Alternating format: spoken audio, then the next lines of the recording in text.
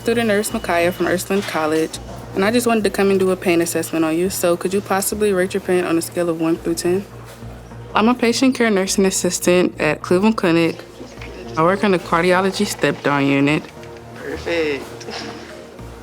I treat the patients as if they're my family members. I would want my grandparents to be treated like this, so let me treat them the way I would want my family members to be treated. My first time being on the floor, I was a nervous wreck. I was a nervous wreck. But after a few days of actually being on the floor with the patients, I was okay. I was like, yeah, I love this. 5 milligrams. One of the best interactions that I had with a patient, it was an older patient. She reminded me of my grandmother. She would constantly tell me, like, you're gonna be a great nurse and you're good at the things you do. So I feel like that will always have a place in my heart right there. That lady was always by my side. She always let me know that I always had her if I felt like I had nobody. I was basically her care provider because she had an aortic aneurysm. Over time, I was just saying, Granny, I want to be a nurse. But what inspired me the most was her sitting there telling me she wanted to be a nurse, but she didn't get the chance to become a nurse. So after hearing that, I was like, I have to fulfill my dream and my grandmother's dream. So, I have to keep going.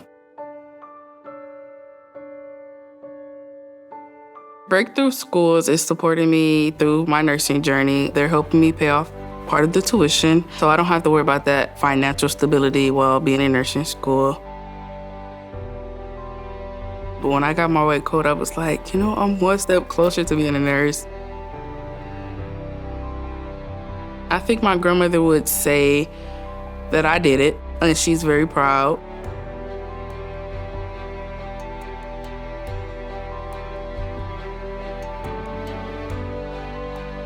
You can probably get a slightly better spot. Let's try right here. Oh my gosh, hold on, we're struggling so hard. I would tell a breakthrough student that you got it. If you keep going, you got it. Oh, there we go. I think it's filling out. Pull the eye needle out. Perfect. Oh, there we go. I did it.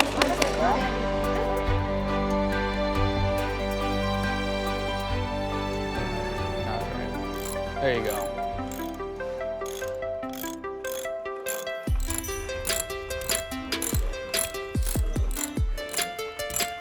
Right.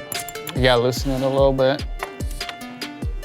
When I was very young, I really enjoyed tinkering. I would take computers apart, learning and discovering what's there and kind of put everything back together. You gotta switch the ratchet. Oh. Let's do this one. I work at DuPont as a research and development technologist. Before DuPont, I was a lab mechanical technician at NASA Glenn Research Center. I was responsible for the operations of the 1x1 supersonic wind tunnel. It was kind of like a dream come true. Just being able to see the technology and then seeing what a lot of people don't get to see, I think that's pretty special. When my parents first moved to America, they worked in the restaurant industry. Dad would work an early shift, my mom would work a late shift. Breakthrough Schools was about 2 blocks away from where I lived.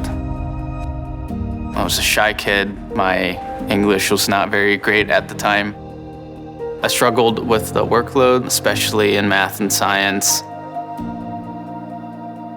The teachers were very supportive of me, even though I was not a straight A student.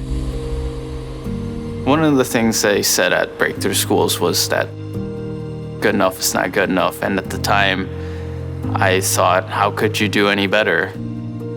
Now, as an adult, I kind of live by the quote, good is not good enough. And I think those high expectations really helped me in my professional career.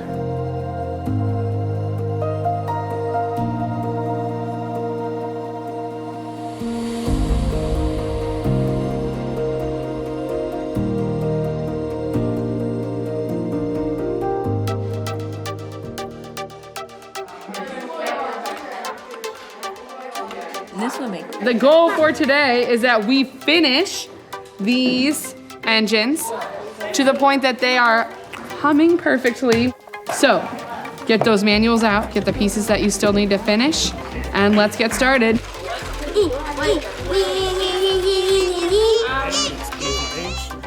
Wait, H. The most surprising thing about building the engine is you have to be very precise with it. 7 through 8. So this is 1 through 4, 7 through 8. The motor won't actually work unless the timing belt is working right. It has to go around these 3 circles, and if it messes up, you have to redo everything all over again, and it becomes super annoying. I think I'm doing lefty-loosey. By the time you finish the motor, you do use a lot of screws.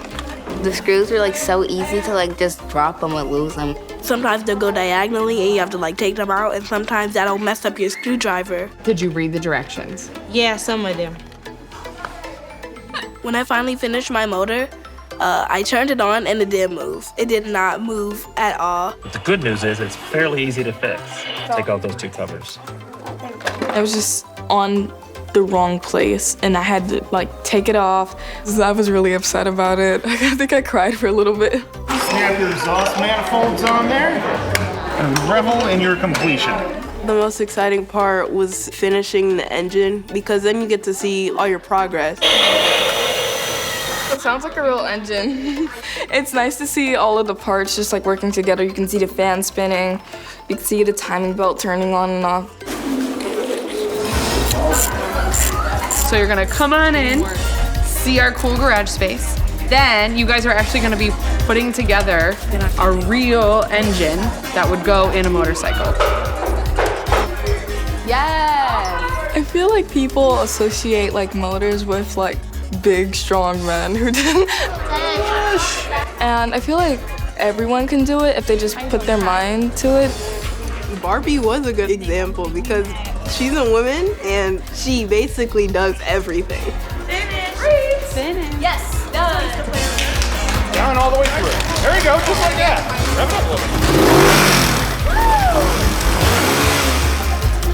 It's made me think about more of like the path of engineering. I started thinking about that a lot more. When I finished the engine, it made me feel confident because that's the first thing I've done mostly on my own. That was like really big.